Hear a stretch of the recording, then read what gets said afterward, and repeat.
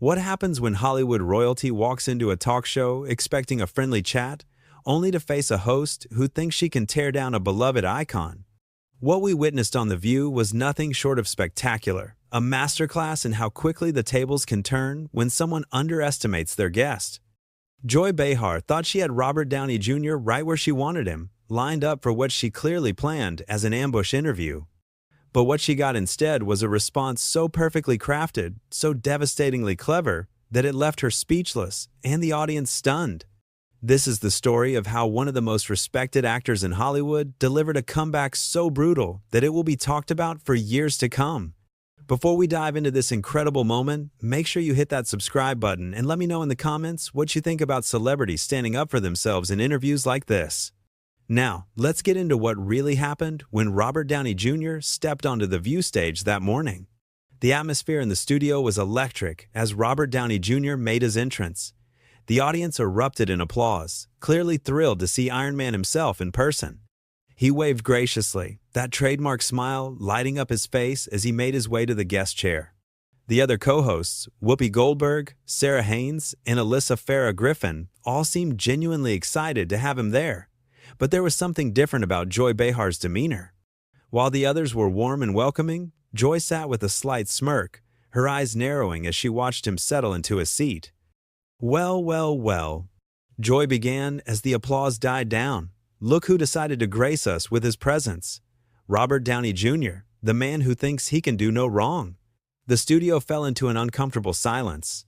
This wasn't the usual friendly banter that guests expected on morning television. Robert's smile faltered slightly, but he quickly recovered, leaning back in his chair with an air of casual confidence. "Good morning, Joy," he replied smoothly, his voice carrying just a hint of curiosity about her opening. "I have to say, that's quite the warm welcome.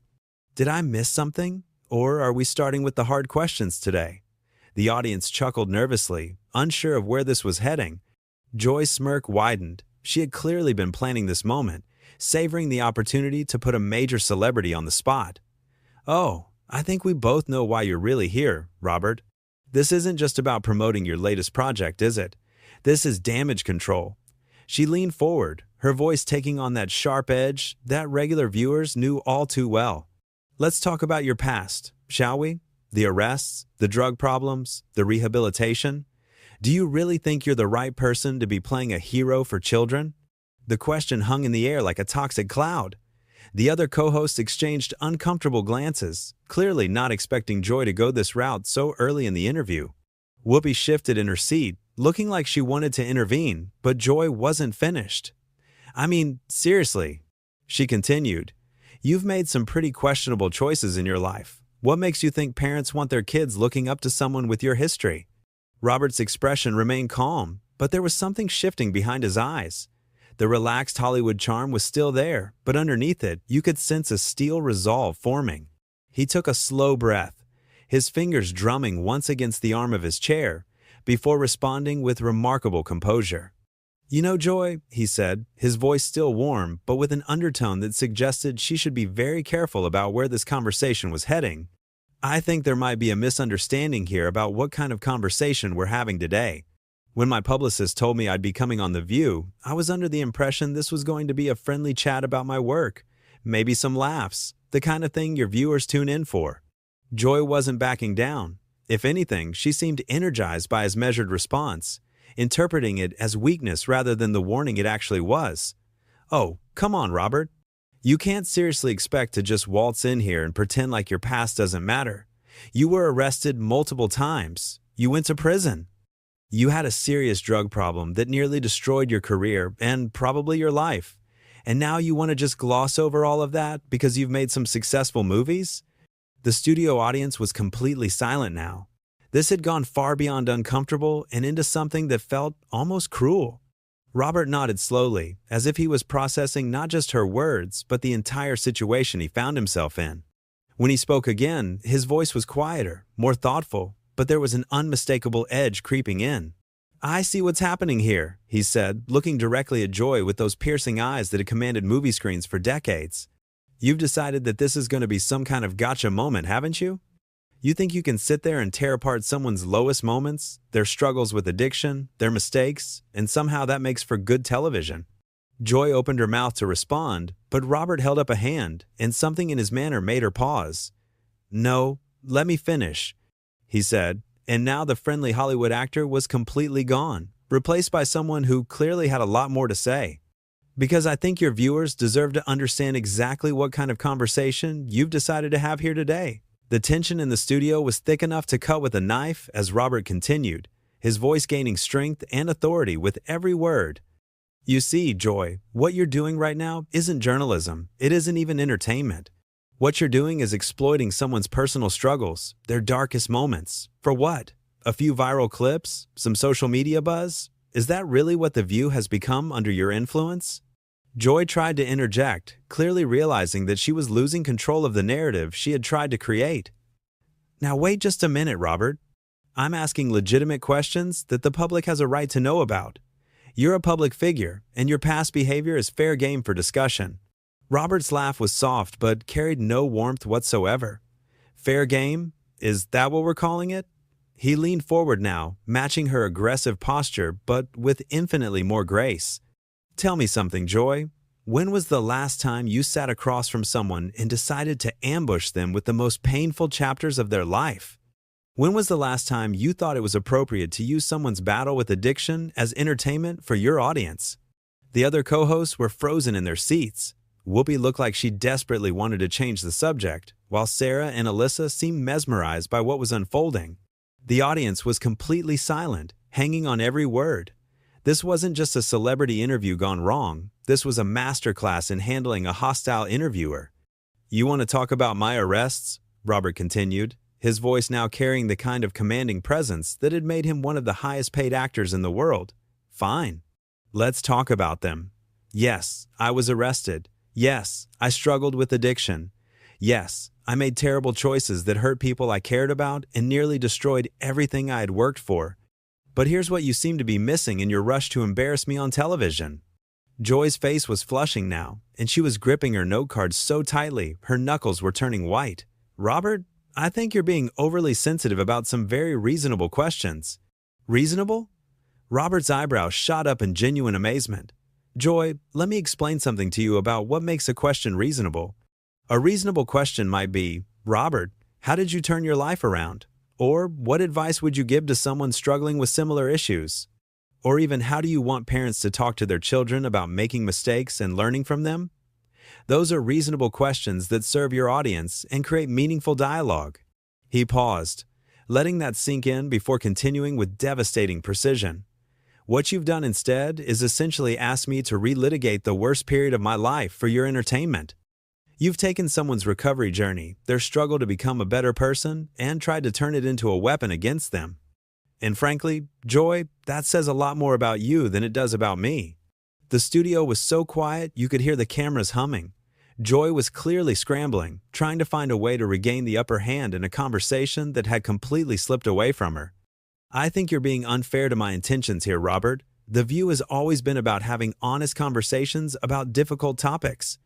Robert nodded thoughtfully, as if he was genuinely considering her words. "Honest conversations about difficult topics. That's interesting. You know what would be an honest conversation about a difficult topic, Joy? Talking about how addiction affects families, discussing the challenges of recovery, exploring how society can better support people who are trying to turn their lives around. But that's not what happened here, is it?" His voice was calm, almost conversational now, which somehow made his words even more devastating. "What happened here is that you saw an opportunity to score points against someone you perceived as vulnerable, and you took it. You thought you could ambush me with my past mistakes and what, exactly? Make me cry? Make me defensive? Force me to apologize again for things I've already addressed and made amends for?" Joy was visibly uncomfortable now, shifting in her seat and looking around as if hoping one of her co-hosts would rescue her from the hole she had dug. "Robert, I really think you're mischaracterizing my approach here. I'm simply trying to have a candid discussion." "A candid discussion," Robert repeated, and now there was something almost pitying in his tone. "Joy, let me ask you something. How many other guests have you treated this way? How many other people have walked onto this stage expecting a professional interview and instead found themselves being attacked for their personal struggles? Because I have to tell you, if this is your idea of candid discussion, I think your viewers deserve better. The cameras caught every micro-expression on Joy's face as she realized she was being systematically dismantled by someone who was far more intelligent and articulate than she had anticipated. She had clearly expected him to either get defensive or to meekly accept her aggressive line of questioning. Instead, she found herself facing someone who was turning her own tactics against her with surgical precision. Furthermore, Robert continued, his voice gaining momentum, let's talk about the hypocrisy of what you're doing here. You sit on this show every day and talk about compassion, about understanding, about giving people second chances. You advocate for rehabilitation over punishment, for treating addiction as a health issue rather than a moral failing. But the moment you have someone sitting across from you who has actually lived through that journey, who has actually done the work of recovery and rebuilding, suddenly all of that compassion disappears. Joy tried once more to interrupt, but Robert was on a roll now, and his words carried the kind of authority that comes from someone who has not only survived their worst moments, but learned from them. You've essentially taken everything you claim to believe about redemption and recovery and thrown it out the window because you thought it would make for better television to try to humiliate me instead. The silence stretched on as Robert's words hung in the air, each one hitting its mark with devastating accuracy. Joy was now visibly flustered, her usual confidence completely shattered. She looked around the table desperately, but her co-hosts were transfixed by what they were witnessing. This wasn't just a celebrity pushing back against tough questions. This was a complete deconstruction of everything Joy had tried to accomplish with her ambush. But you know what the really sad part is, Joy? Robert continued, his voice now carrying a tone of genuine disappointment rather than anger. You had an opportunity here to have a meaningful conversation. You could have asked me about the work I do with various charities that help people struggling with addiction. You could have talked about the mentorship programs I support or the second chance initiatives I've been involved with. You could have explored how someone rebuilds their life after hitting rock bottom, which might actually help some of your viewers who are facing similar challenges. Joy's mouth opened and closed like a fish out of water. She was clearly trying to formulate some kind of response, some way to salvage the situation, but Robert wasn't finished with her yet. Instead, he said, leaning back in his chair with the casual confidence of someone who had just delivered a masterclass in handling hostile interviewers, you chose to try to weaponize my recovery against me? And honestly, Joy, that's not just unprofessional, it's cruel. It's the kind of approach that keeps people from seeking help, that makes them afraid to be honest about their struggles, that perpetuates the stigma around addiction and mental health. The audience was completely captivated. You could see people in the front rows leaning forward, some nodding in agreement with Robert's words. This had become something far more powerful than anyone had expected, a genuine moment of truth on live television. Joy finally managed to find her voice, though it came out smaller and less assured than anyone had ever heard from her before. Robert, I think perhaps there's been a misunderstanding about the tone I was trying to set for this interview. Robert's smile was absolutely devastating in its politeness. Oh, I don't think there's been any misunderstanding at all, Joy. I think you were perfectly clear about your intentions. You wanted to embarrass me, to make me squirm, to score points with viewers who might enjoy watching someone get taken down a peg. The problem is, you picked the wrong target and you used the wrong ammunition. He stood up then, adjusting his jacket with the kind of smooth, practiced motion that reminded everyone exactly who they were dealing with. This wasn't just Robert Downey Jr., the recovering addict. This was Robert Downey Jr., the movie star, the man who had commanded hundreds of millions of dollars at the box office, the actor who had defined an entire generation of cinema. You see, Joy, I've been where you're trying to drag me today. I've been at my lowest point. I've been broken. I've been lost. But I've also done something that apparently you haven't quite grasped yet. I've learned from those experiences. I've grown. I've become someone better than I was before. And most importantly, I've learned to recognize when someone is trying to use my past against me, and I've learned how to handle it. Joy was now visibly trembling, whether from anger or embarrassment. It was impossible to tell. Robert, I really think you're overreacting to what was intended to be a straightforward interview. Straightforward, Robert repeated, and his laugh was genuinely amused now. Joy, let me give you a piece of advice that might serve you well in future interviews. When you decide to ambush someone, when you decide to try to humiliate them on live television, you better make sure you're prepared for them to fight back. And you better make sure you're better at it than they are. The cameras captured every detail as he delivered what would become the most talked about moment of the entire interview. Because here's what I've learned in my years in this business, in my years of recovery, in my years of rebuilding my life and my reputation.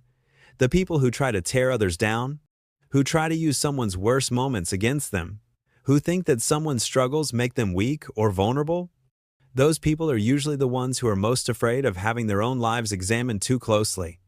Joy's face went completely white. The implication was clear, and everyone in the studio understood exactly what Robert was suggesting without him having to say it explicitly. So before you decide to come for someone's recovery, before you try to shame someone for their past mistakes, before you attempt to use their honesty about their struggles as a weapon against them, maybe you should ask yourself what that approach says about you as a person and as a professional.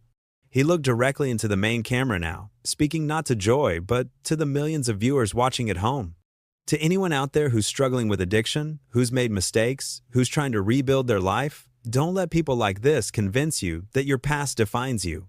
Your recovery matters, your growth matters, your second chance matters, and don't ever let anyone tell you otherwise.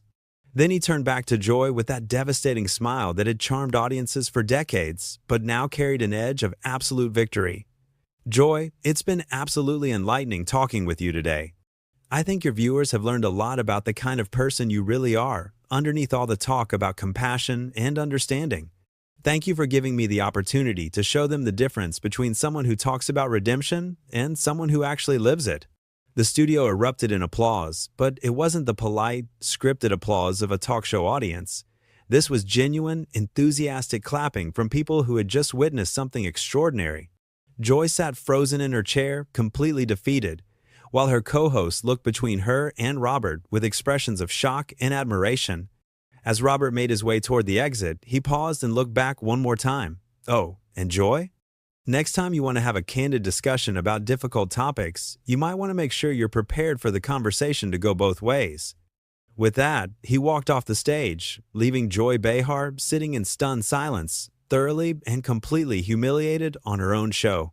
The audience was still applauding as the cameras faded to commercial, and everyone knew they had just witnessed television history in the making. What did you think of Robert Downey Jr.'s incredible response to Joy Behar's ambush interview? Have you ever seen a celebrity handle a hostile interviewer this masterfully?